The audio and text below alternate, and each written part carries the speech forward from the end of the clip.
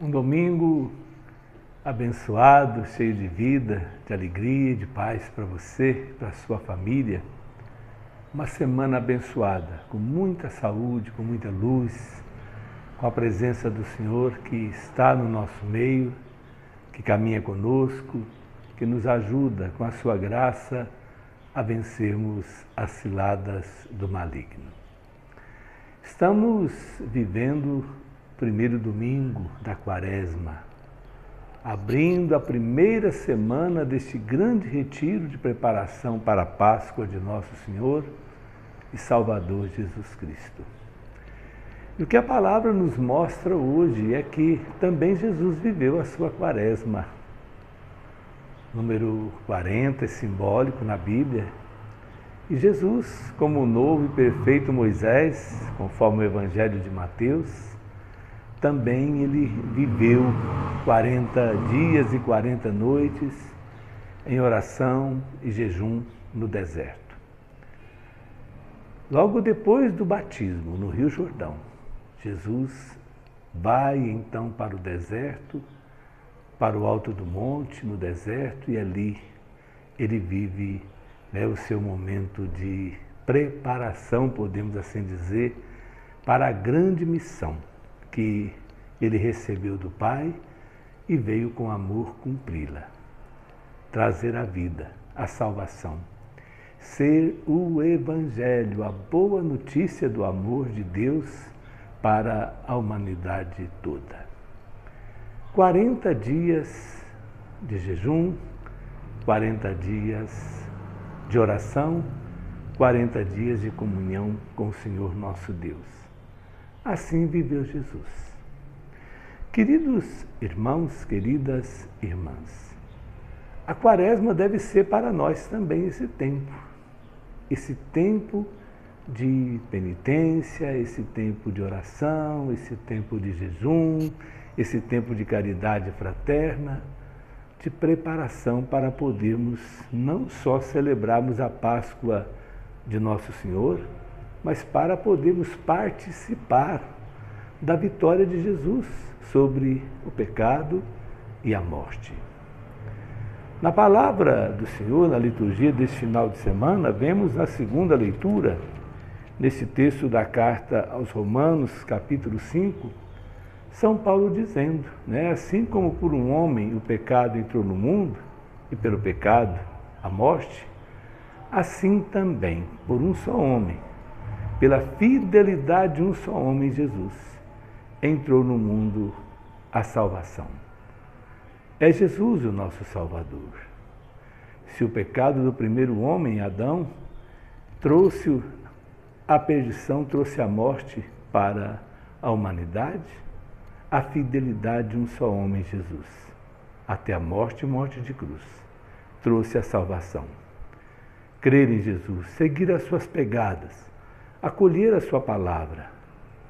Eis o desafio que a palavra do Senhor nos apresenta hoje, na certeza de que Ele é o caminho que leva ao Pai, que Ele é a verdade que liberta e salva, que Ele é a vida que renova o mundo. Vivemos esse tempo de comunhão com Ele. Vivemos esse tempo de preparação. Entramos no deserto com o povo de Deus, que ali permaneceu 40 anos se preparando para entrar na terra prometida. Entrar no deserto com Jesus, que ali se preparou para viver a sua missão. Fortalecer-nos na graça do Senhor durante esse tempo da Quaresma, para podermos dizer e viver o nosso sim diante do chamado de nosso Senhor. A primeira leitura deste domingo nos dá a oportunidade de refletirmos sobre um tema muito importante. Gênesis capítulo 2, versículos 7 a 9 e depois o capítulo 3, versículos de 1 a 7, que é o que conhecemos como o pecado original.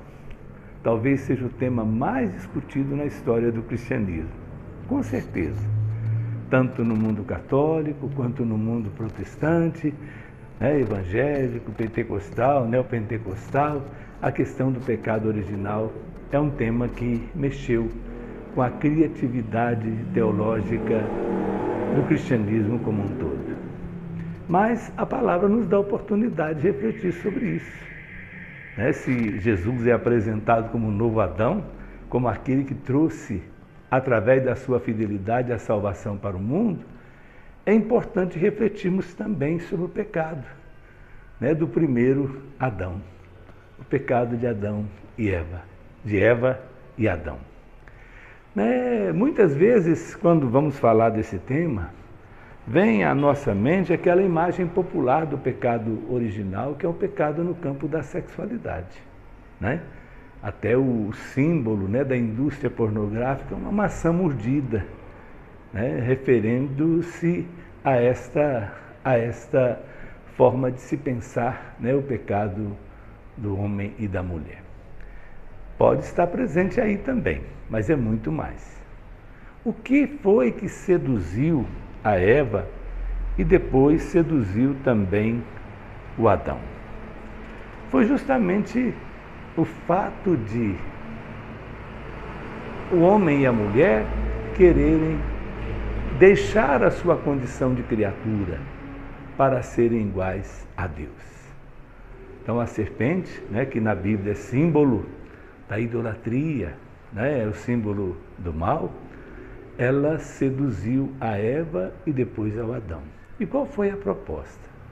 Deus havia criado o jardim do Éden, havia entregue ao homem e à mulher todas as árvores que dão fruto, que dão semente, mas uma árvore específica no meio do jardim, Deus proibiu que Adão e Eva comessem do fruto daquela árvore. Então apareceu logo a serpente, para dizer, olha, Deus está proibindo que vocês comam do fruto da árvore, porque Ele sabe que o dia que vocês comerem, vocês vão adquirir o conhecimento, vocês vão se tornar iguais a Ele. Vão deixar de ser criatura, portanto, para tornarem-se Criador. Talvez seja o grande pecado do mundo atual, o pecado do ser humano que esqueceu o seu lugar no mundo, do ser humano que esquece que é criatura, do ser humano que quer colocar-se no lugar do Criador. Tem um lado positivo, que é o do desenvolvimento da ciência, o desenvolvimento da tecnologia, que faz com que o conhecimento avance cada vez mais.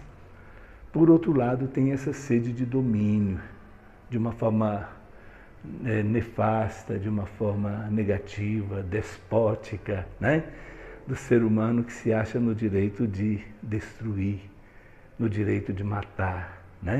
Todo esse desequilíbrio do clima que nós estamos vivendo é justamente consequência disso, do ser humano que de uma forma despótica quis colocar-se no lugar do Criador, através do desenvolvimento da tecnologia, através do conhecimento de novas técnicas, quis deixar de ser criatura para colocar-se no lugar que somente cabe a Deus. Então é o pecado do orgulho, é o pecado do egoísmo, é o pecado da autossuficiência humana, é o pecado da prepotência humana, que com certeza não é só pecado de Adão, não é só pecado de Eva, é o nosso pecado. No fundo, toda briga, todo conflito que nós vemos hoje, toda guerra, é simplesmente a manifestação desse pecado de origem que está presente em todo ser humano, como também se manifesta nos pequenos conflitos, nas brigas entre pais e filhos, entre marido e esposa, entre vizinhos. No fundo, o que está em jogo chama-se poder, autossuficiência, prepotência. Vamos pedir ao Senhor que lá no deserto, que participando desse deserto com Ele, que Ele nos ajude a discernir qual o lugar nosso na natureza, neste mundo em que nós estamos vivendo. Qual o nosso papel? Com certeza, o ser humano, pelo conhecimento, ele alcançou uma excelência na relação com as outras criaturas, mas ele não deixou de ser criatura. continuamos necessitando, né, do planeta para podermos viver, da água fresca para saciar nossa sede, continuamos necessitando do ar puro para respirar, continuamos como criatura neste mundo, né, onde tudo está interligado. O Papa Francisco, né, na grande encíclica Laudato Si, ele lembra que tudo está interligado, que o ser humano não pode tratar nenhuma criatura como se fosse um objeto. Por quê? Porque cada criatura, cada ser vivente tem o seu papel no equilíbrio do ecossistema. Cuidar do planeta como cuidamos da nossa casa. Cuidar das criaturas como cuidamos de irmãos e irmãs, conforme ensinou São Francisco de Assis. Cuidar deste mundo, cuidar das pessoas a quem o Senhor constituiu nossos irmãos, nossas irmãs. Por isso, durante a Quaresma, vamos também viver a campanha da fraternidade, que nesse ano nos convida a um empenho para a superação da fome, partilha, justiça, para que todos tenham mesa farta, para que todas as famílias tenham o que comer. Que o Senhor Deus da vida, pela intercessão dos apóstolos, testemunhas da ressurreição, que Ele nos abençoe em nome do Pai, do Filho e do Espírito Santo. Amém. Continue ligado no nosso canal. Se a mensagem correspondeu, curta e compartilhe com seus parentes e amigos. Um abraço, até a próxima.